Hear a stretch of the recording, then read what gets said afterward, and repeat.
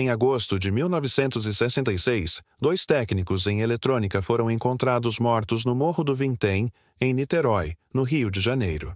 Eles usavam máscaras de chumbo nos olhos, capas impermeáveis e ternos formais.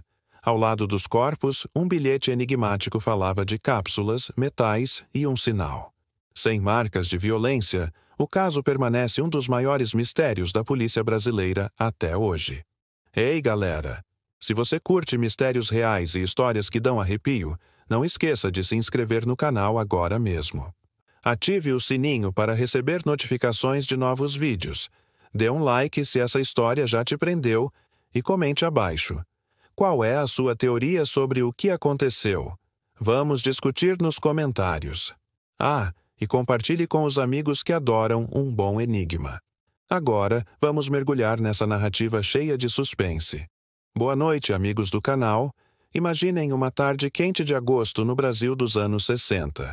O sol batendo forte no Morro do Vintém, um lugar isolado perto de Niterói, no estado do Rio de Janeiro. Um garoto de 18 anos chamado Jorge da Costa Alves está lá empinando uma pipa, como muitos faziam na época. De repente, ele sente um cheiro ruim, daqueles que fazem o estômago revirar. Ele olha ao redor e vê algo que vai mudar sua vida para sempre. 2 corpos deitados no chão, já inchados e em decomposição. Isso foi no dia 20 de agosto de 1966. Mas o que levou esses 2 homens até ali? E por que eles estavam usando máscaras de chumbo nos olhos? Vamos voltar no tempo e desvendar isso passo a passo, com todos os detalhes que as reportagens da época revelaram. Preparem-se, porque essa história vai te deixar grudado na tela até o final. Tudo começa 3 dias antes, em 17 de agosto de 1966. Estamos em Campos dos Goytacazes, uma cidade no interior do Rio de Janeiro, a cerca de 280 quilômetros da capital. 2 amigos, Manuel Pereira da Cruz, de 32 anos, e Miguel José Viana, de 34 anos, ambos técnicos em eletrônica, saem de casa cedo. Manuel diz para a esposa que vai para São Paulo comprar um carro usado e alguns equipamentos para o trabalho. Miguel conta a mesma história para a família. Eles pegam um ônibus para Niterói, que na época era parte do antigo estado da Guanabara. Chegam lá por volta das 15 horas, segundo relatos de testemunhas que a polícia ouviu depois. Pausa para um detalhe importante. Esses caras não eram aventureiros ou malucos. Eram profissionais respeitados. Manuel tinha uma oficina de conserto de rádios e TVs em Campos, e Miguel trabalhava com ele. Eles eram casados, tinham filhos, vidas normais. Mas algo os atraía para Niterói. O que seria? Uma reunião secreta? Um experimento? Vamos continuar. Em Niterói, eles vão direto para uma loja de eletrônicos. Compram bobinas de fio, capacitores, coisas do dia a dia para técnicos. Mas aí vem o primeiro mistério. Eles também compram 2 capas impermeáveis, daquelas para chuva, mesmo com o céu limpo e sem previsão de temporal. Por quê? Ninguém sabe. Depois param em uma farmácia e pedem remédios para o estômago, como se soubessem que algo ia dar errado. Uma testemunha, o farmacêutico, contou à polícia que eles pareciam nervosos, ansiosos. Agora, atenção. Eles vão para um bar próximo. Lá, Miguel pede uma garrafa de água mineral. O garçom nota que ele olha o relógio o tempo todo e diz: "Preciso guardar o recibo dessa água, porque vou devolver a garrafa vazia mais tarde." Estranho, né? Como se ele soubesse que ia voltar. Ou não. Isso foi registrado no relatório policial oficial, datado de agosto de 1966, que a Polícia do Rio divulgou na época. Fontes como o jornal O Globo, da época, cobriram isso em detalhes, exaltando o quão bizarro era. Eles saem do bar e pegam um táxi para o Morro do Vintém. O taxista, ouvido pela polícia, disse que eles pareciam calmos, mas falavam baixo entre si. Chegam ao pé do morro por volta das 16 horas. Dali, sobem a pé carregando suas coisas. Ninguém os vê depois disso, vivos. Pulemos para 20 de agosto. Jorge, o garoto da pipa, encontra os corpos. Ele corre para a delegacia mais próxima, em Niterói. A polícia chega ao local, o Morro do Vintém, um morro íngreme coberto de mata, conhecido por avistamentos estranhos na época. Falavam de luzes no céu, mas vamos chegar nisso. Os corpos estão lado a lado, deitados de costas com as mãos sobre o peito. Vestem ternos escuros bem arrumados e as capas impermeáveis por cima. Nos olhos, máscaras caseiras feitas de chumbo, moldadas para cobrir apenas a visão. Ao lado, uma toalha molhada, a garrafa de água vazia. Sim, a mesma do bar. E um bloco de notas com um bilhete escrito à mão. Aqui vai o bilhete, palavra por palavra, como relatado no inquérito policial de 1966. 16h30, estar no local determinado. 18h30, ingerir cápsulas. Após efeito, proteger metais, aguardar sinal mascara. Criptografado. Instruções para um ritual. Uma experiência científica. Os jornais da época, como Correio da Manhã, publicaram isso em manchetes, chamando de enigma insolúvel. Nenhum sinal de luta, nenhuma marca de bala, faca ou estrangulamento. Os corpos estavam inchados, mas intactos. A autópsia, feita no Instituto Médico Legal do Rio em 22 de agosto, não encontrou causa de morte. Os órgãos internos estavam normais, sem veneno detectado.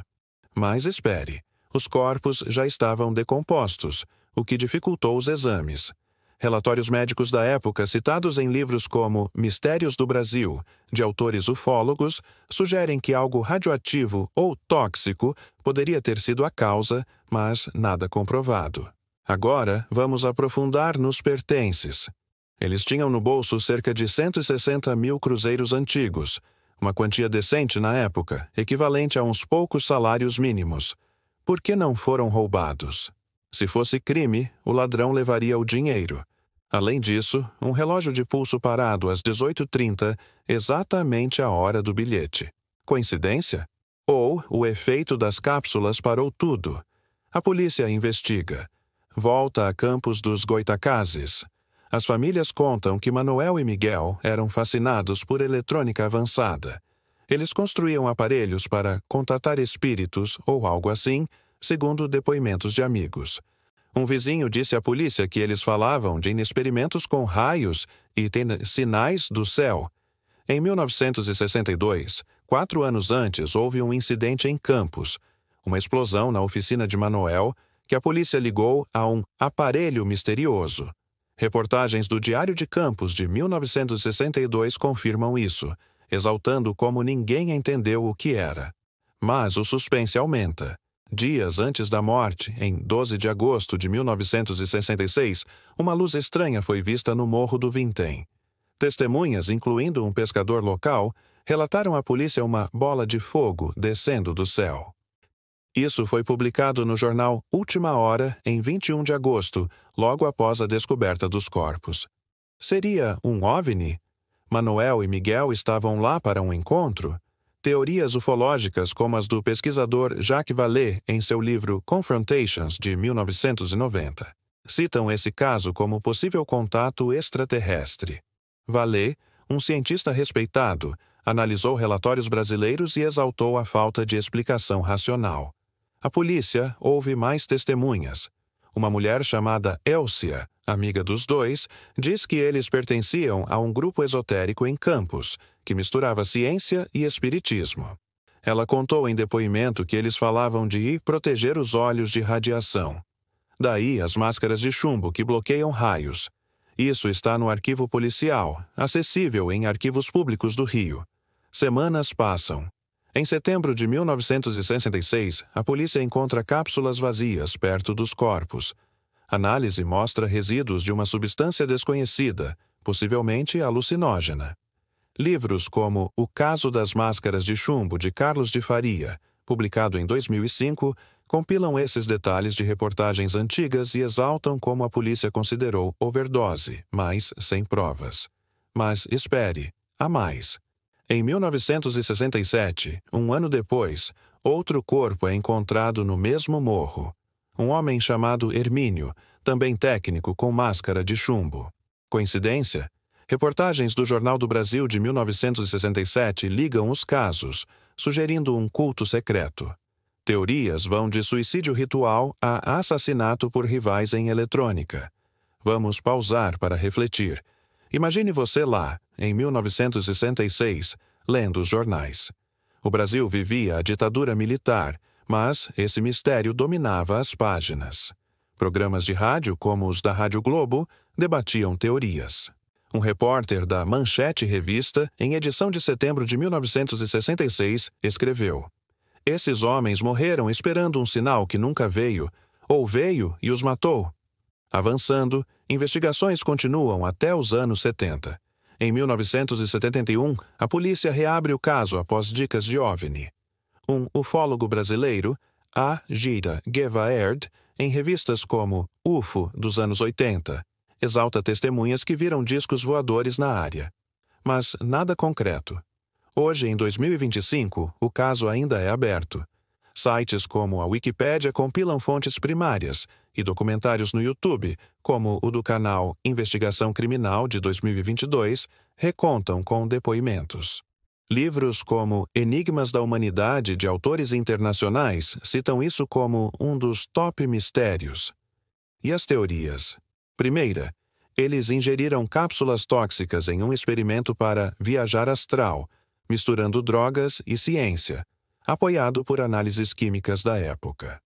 Segunda, contato com OVNI, as máscaras para proteger da radiação alienígena. Terceira, assassinato por dívida ou rivalidade, mas sem provas. Quarta, acidente com radiação, já que chumbo bloqueia raios, talvez testando um dispositivo. Qual é a verdade? Ninguém sabe. Os bilhetes, as máscaras, as datas exatas. Tudo aponta para um plano meticuloso que deu errado. Ou certo, dependendo do ponto de vista. Galera, essa história me dá calafrios toda vez que penso. O que você acha? Comente abaixo sua teoria. Se curtiu, curta, inscreva-se e ative o sininho para mais mistérios. Até o próximo vídeo.